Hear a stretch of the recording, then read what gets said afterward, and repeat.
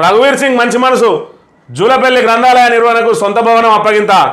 పెద్దపల్లి జిల్లా గ్రంథాలయ సంస్థ మాజీ చైర్మన్ రఘువీర్ సింగ్ మంచి మనసును చాటుకున్నారు. జూలపల్లిలో గ్రంథాలయ శాఖ నిర్వహణ కోసం అద్దె భవనం అందుబాటులో లేక పాఠకులు, నిరుద్యోగులు, విద్యార్థులు తీవ్ర ఇబ్బందులు పడుతుండడంతో చూసి చలించిపోయారు.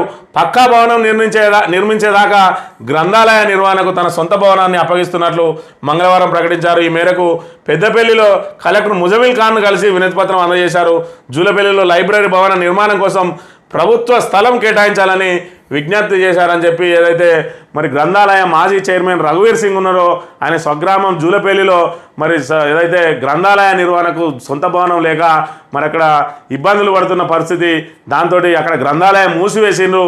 మరి అన్ని శాఖలకు సంబంధించి ఏదైతే ఇక్కడ సింగిల్ విండో మరి వ్యవసాయ శాఖ, సింగిల్ విండో, గ్రంథాలయం ఒకే భవనంలో నడుస్తుంటే ఆయా శాఖల అధికారులు మరి మాకు ఇబ్బంది అవుతుందని చెప్పి మరి గ్రంథాలయాన్ని మూసేసిన పరిస్థితి. దాంతో విద్యార్థులు, నిరుద్యోగులు, మరి వివిధ వర్గాల ప్రజలు కూడా గ్రంథాలయం లేక ఇబ్బందులు పడుతున్న పరిస్థితులలో మరి ఇక్కడ తన సొంత భవనాన్ని, కొత్త భవనం నిర్మించే వరకు కూడా నా భవనాన్ని మరి వాడుకొని అని చెప్పి మరి ఇక్కడ కలెక్టర్కి అప్పగించిన పరిస్థితి.